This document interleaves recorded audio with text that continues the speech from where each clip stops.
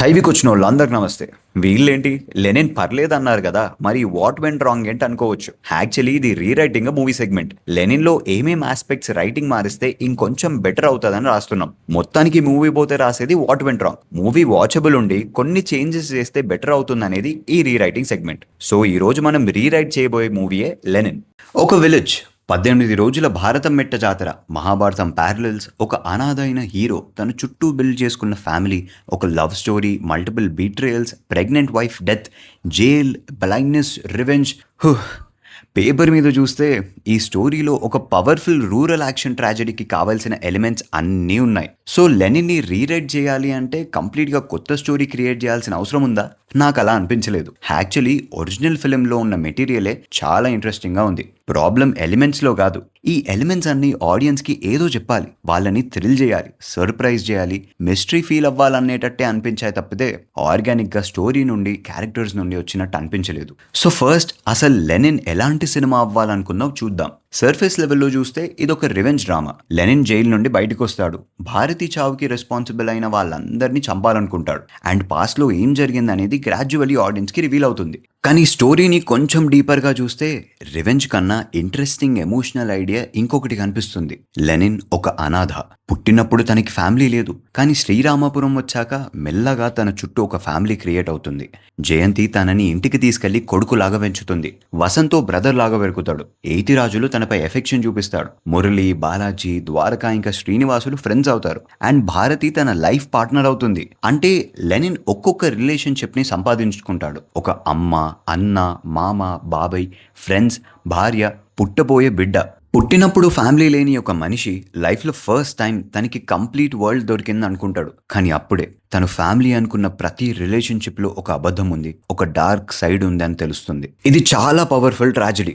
ఒక అనాథకి ఫ్యామిలీ దొరకడమే ఒక ఎమోషన్ అంటే, దొరికిన ఫ్యామిలీయే తన లైఫ్ని నాశనం చేసిందని తెలియడం ఇంకొక లెవెల్ ఎమోషన్. సో లెనిన్ ఒక కోర్ రివెంజ్ డ్రామా అయినా ఎమోషన్ వైజ్గా ఇది ఫ్యామిలీ బీట్రేయల్ ట్రాజెడీ. కానీ ఇది సినిమాలో కన్వే అయిందా అంటే నన్నైతే ఎమోషనల్గా హిట్ చేయలేదు. సో నా వరకు లెనిన్లో మిస్ అయింది ఎమోషన్. సో ఈ రీరిటర్న్ వర్జన్లో ఆ ఎమోషన్స్ని ఫ్రంట్ సీట్లో పెట్టి మాట్లాడుకుందాం. పెద్ద పెద్ద చేంజెస్ కాకుండా చిన్న చిన్న చేంజెస్ చేద్దాం. స్టార్టింగ్లో చెప్పినట్టే ఈ cinema central thread hero heroine love story. But Lenin and Bharati love story చాలా త్వరగా అయిపోతుంది. ఈ హోల్ స్టోరీకి సెంట్రల్ పాయింట్ అని కథని మార్చేదే వీళ్ళ లవ్ స్టోరీ. సో అది మూవీలో మంచి మూమెంట్స్తో చూపించలేదు. అసలు అదే ఊరు అమ్మాయిని లెనిన్ ఫస్ట్ టైం చూడడం ఏంటో అర్థం కాలేదు. వసంత్ మాత్రం వాళ్ళ ఇంట్లోనే ముందే చూసి లవ్ చేసేస్తాడు. So Bharati role and Lenin Bharati love story సరిగ్గా ఫ్లెష్ అవుట్ చేయలేదని అనిపించింది. కొన్ని క్యూట్ సీన్స్ తో వాళ్ళ లవ్ స్టోరీ గ్రాడ్యువల్లీ గ్రో అయ్యి ఉంటే బాగుండేది. మేబీ లెనిన్ అండ్ భారతి ఊర్లో ఎవ్వరికీ తెలియకుండా ముందు నుండే లవ్ చేసుకుంటున్నారు టైప్ ఏదో ఒకటి ఎస్టాబ్లిష్ చేయాల్సింది. లైక్ ఊర్లో అందరి ముందు తెలిసి తెలియనట్టు యాక్ట్ చేయడం. పండక్కి వసంత్ వస్తున్నాడని లెనిన్కి ఎంత సంతోషమో భారతి వస్తుందనేది కూడా అంతే సంతోషం అన్నట్టు చూపించాలి. అండ్ బంగారం అనే నిక్ నేమ్ కి కూడా ఒక చిన్న సెటప్ పెట్టొచ్చు. వసంత్ ని పెద్దమ్మ వాసు అని ముద్దుగా పిలిచినట్టు ఊరిలో కొంతమందికి బుజ్జి, చిన్న అని ముద్దు పేర్లుంటే లెనిన్ కి అలా ప్రేమగా పిలిచేవారు ఎవ్వరూ ఉండరు. అదే టైంలో కన్నయ్య లెనిన్ లైఫ్ లోకి రావడం, నాకెవరు ముద్దు పేరు పెట్టకపోతే నేను నీకు పెట్టుకుంటా అని వాడిని కన్నయ్య అని పిలుచుకోవడం లాంటివి చేసి అలాంటి లెనిన్ కి భారతి ఒక ముద్దు పేరు పెడితే బాగుంటుంది. ఈ ఇయర్ జాతరలో భారతి కోసం వెతుకుతున్న లెనిన్ కి బంగారం అని పిలుపు వినబడడం లాంటివి ఉంటే ఆ నిక్ నేమ్ కి ఒక ఎమోషనల్ టచ్ ఉండేది.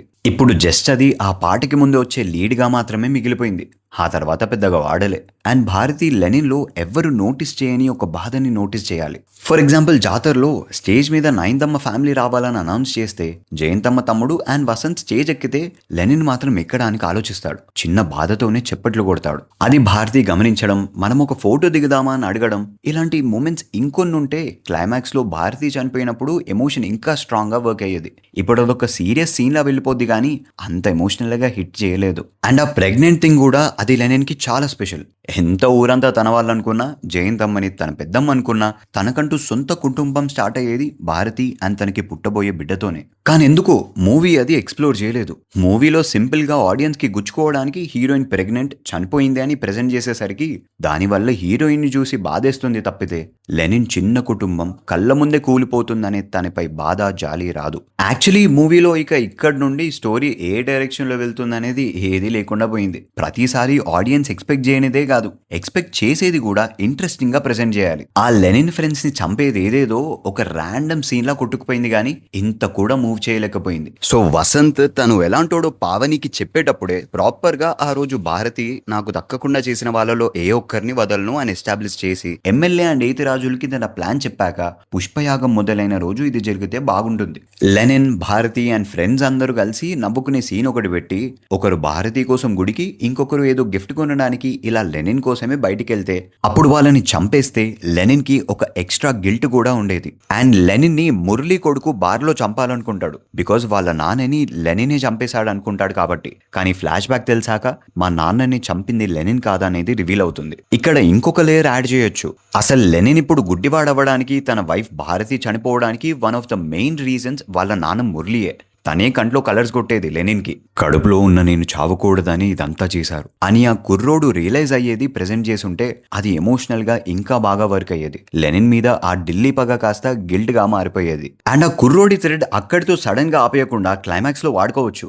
లెనిన్ కి కళ్ళు కనపడట్లేదని విలన్ కి తెలిసాక అందరూ లెనిన్ ని చుట్టుముట్టేస్తే ఈసారి మురళి కొడుకు లైట్ ఆఫ్ చేసినట్టు హెల్ప్ చేసి, లెనిన్ మామ లైట్స్ ఆపేసా, ఈసారి అందరూ నీ చీకట్లోనే ఉన్నారు, నరికై కొడుకుల్ని అనే లాంటివి పెడితే ఒక హై వచ్చేది. అట్లీస్ట్ వాళ్ళ నాన్న చేసిన దానికి ఆ ఢిల్లీ లెనిన్ కి ఏదో ఒక రకంగా హెల్ప్ చేసినట్టు అయ్యేది. ఆల్సో గుడ్డివాడైన లెనిన్ అందరినీ సింపుల్ గా కాకుండా ఇలాంటి స్టన్స్ చేసి చంపాడనేది కూడా ఉండేది. ఇంకొక కంప్లీట్ సాటిస్ఫాక్షన్ ఇవ్వని విషయం ఏంటంటే కన్నయ్యని స్క్రీన్ మీద ఒక సెట్ ప్రాపర్టీ లాగా తప్ప పెద్దగా యూజ్ చేయకపోవడం. క్లైమాక్స్ ఫైట్ లో కన్నయ్యని యూజ్ చేసుకోవచ్చు, లెనిన్ కి కళ్ళు లేవనేది ఆడియన్స్ కి ఒక షాకింగ్ రివీల్ లా మాత్రమే యూజ్ అయింది. ఓకే, ఎస్, ఆ మినిట్ కి వర్క్ అయింది. అండ్ నెక్స్ట్ ఆడియన్స్ మైండ్ లో ఈ బ్లైండ్ మ్యాన్ ఇప్పుడు ఎలా ఇంతమందిని చంపుతాడో చూద్దాం అని వెయిట్ చేస్తూ ఉంటారు. కానీ వసంత్ ని కూడా లెనిన్ ఈజీగానే చంపేస్తాడు. ఒక మెస్మరైజింగ్ ఫైట్ సీక్వెన్స్ అనేది ఏం డిజైన్ చేయలేదు. సో మనం కొంచెం రీరైట్ చేద్దాం. కొత్తదేం కాదు, రీసెంట్ సినిమాలోదే కాస్త కాపీ కొట్టేద్దాం. సినిమా పేరు మీకు తెలిసినా కమెంట్ చేయకండి, చూడని వాళ్ళు ఉంటారు. లెనిన్ కళ్ళు కనపడక వసంత్ అనుకొని భారతిని చంపేసినట్టు సినిమా క్లైమాక్స్ లో వసంత్ ని చంపేటప్పుడు కూడా ఆ సీన్ కనెక్ట్ చేయొచ్చు.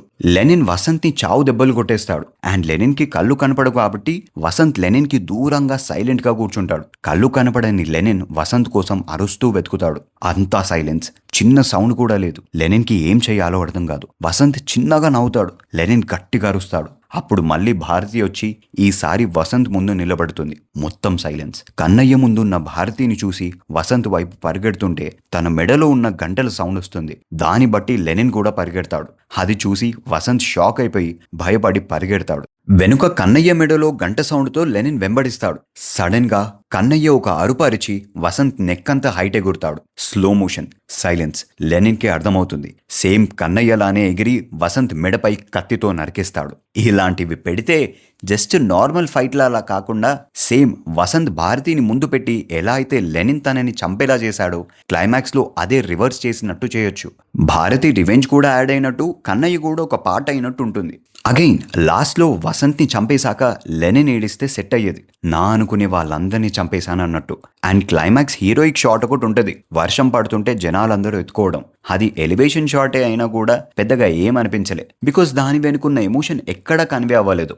లెనిన్ వెళ్ళిపోయిన ఇన్ని ఇయర్స్ గా ఆ ఊర్లో వర్షం పడలేదు అనేది జనాల మీద ఒక 2-3 షాట్స్ పెట్టి వాళ్ళెంత ఇబ్బంది పడుతున్నారో వాళ్ళ ఎమోషన్ ఏంటో చెప్పుండాల్సింది. కానీ మూవీలో జస్ట్ జయంతమ్మది మాత్రమే చూపించారు. అలా చూపించుంటే ఆ క్లైమాక్స్ లో పడ్డ వర్షానికి ఒక ఎమోషనల్ కనెక్షన్ ఉండేది. ఇన్నేళ్లకి ఆ ఊర్లో వర్షం పడుతున్నందుకు అది లెనిన్ వచ్చాకే జరిగిందని ఊరూరంతా లెనిన్ ని మోస్తూ పట్టుకుంటుంటే ఆ ఎలివేషన్ ఇంకా ఎక్కువ వర్క్ అయ్యేది. బికాజ్ ఇప్పుడు ఆ షాట్ వెనుక ఒక ఊరు ఆనందం ఉంది అండ్ ఆ స్టోరీకి ఒక కంప్లీట్నెస్ వస్తుంది. ఇప్పుడు నాకు మూవీలో కనిపించిన ఇష్యూస్ ఏంటో చెప్తా. మూవీలో యాక్చువల్లీ స్టోరీలోనే లెనిన్ క్యారెక్టర్ ఎక్కడా యాక్టివ్ ఉండదు. దట్ మీన్స్ స్టోరీని డ్రైవ్ చేయడు. ఫర్ ఎగ్జాంపుల్ ఎత్తిరాజులు మూవీలో ఏదొక్కటి చేస్తూ ఉంటాడు, వసంత్ ఏదొక్కటి చేస్తాడు, జయంతమ్మ కూడా ఏదొక్కటి చేస్తూనే ఉంటది. అసలు ఈ కథలో పెద్దగా చేయడానికి ఏం లేనిది ఆ మెయిన్ లీడ్స్ ఇద్దరి క్యారెక్టర్సే.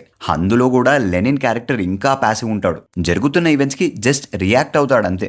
ఆ పేకాట సీన్ కూడా భారతీనే లీడ్ చేస్తుంది, లెనిన్ది రియాక్షనే. అండ్ జస్ట్ ఇలా రియాక్ట్ అయ్యే క్యారెక్టర్ తో కూడా ప్రాబ్లం లేదు, కానీ తన రియాక్షన్ స్టోరీని ఏమైనా ముందుకి డ్రైవ్ చేస్తుందా అనేదే క్వశ్చన్. ఫర్ ఎగ్జాంపుల్ ఎగ్జాంపుల్ రంగస్థలంలో చరణ్ రోల్ మోస్ట్లీ రియాక్షన్సే, కానీ తను వాళ్ళ నానమ్మని అన్న మాటకి రియాక్ట్ అవ్వడం వల్ల పోలీసులు పట్టుకుపోవడం, కుమార్ బాబు ఎలక్షన్స్ లో పోటీ చేయడం, ఇలా స్టోరీ టర్న్ అవుతుంది. లెనిన్ లో అది జరగలేదు. మరి లెనిన్ భారతీని పెళ్లి చేసుకోవడం వల్లనే ఇదంతా జరిగింది కదరా అంటే ఆ సీన్ కూడా లీడ్ తీసుకునేది భారతీనే. వాళ్ళ ఫ్రెండ్స్ కూడా ఏదో ఒకటి చేద్దామని ప్లాన్ చేస్తారు.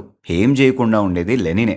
ఆ బస్ ఫైట్ లో కూడా వసంతే లెనిన్ ని కాపాడినట్టుంటుంది. హీరో లెనిన్ అయినప్పుడు మేబీ ఇంకొక సీన్ పెట్టొచ్చు. లెనిన్ ని ఎవరో పొడవబోతుంటే వసంత్ తన చెయ్యి అడ్డం పెట్టి తన చెయ్యి కోసుకుపోయేలా చేయడం, అది చూసి లెనిన్ ఇంకా కోపంగా విలన్స్ ని కొట్టడం, విలన్స్ వసంత్ ని కొడుతుంటే లెనిన్ వెళ్లి వాళ్ళని చితకబాది వసంత్ ని పైకి లేపడం.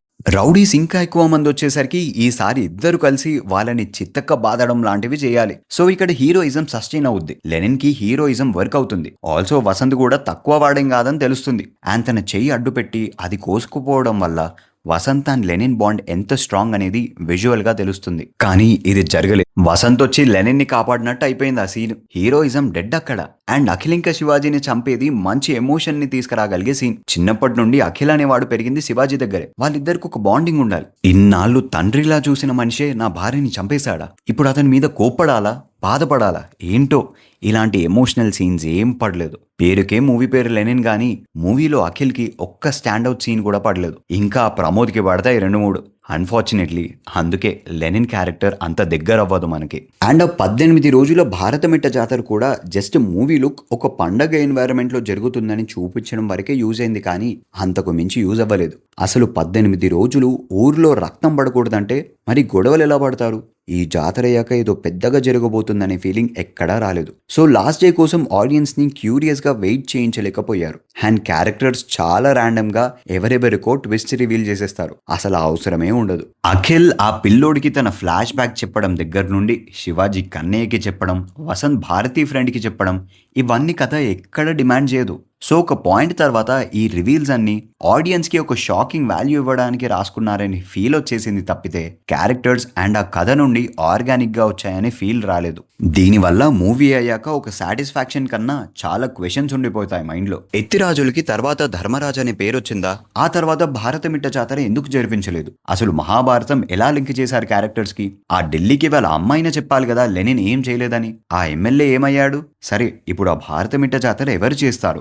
ఏవి తెలీదు. నాకు లెనిన్ మూవీ కంప్లీట్ గా నచ్చకుండా ఓకే అనిపించడానికి రీజన్ ఇదే.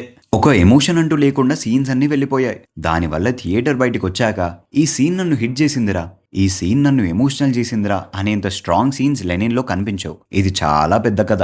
Writer and director Murali Kishore మూవీలో చాలా స్ట్రాంగ్ క్యారెక్టర్స్ రాసుకున్నారు. రీసెంట్ మూవీస్ లో ఇన్ని స్ట్రాంగ్ క్యారెక్టర్స్ ఉన్న మూవీస్ తక్కువ వచ్చాయి, బట్ అవి సరిగ్గా ఎండ్ చేయలేదు అనిపించింది. ఫుల్గా రీరైట్ అంటే ఇంకా పెద్దది వస్తుంది. సో ఉన్న సీన్స్కే కొంచెం ఎమోషనల్ టచ్ ఇవ్వడానికి ట్రై చేశాం.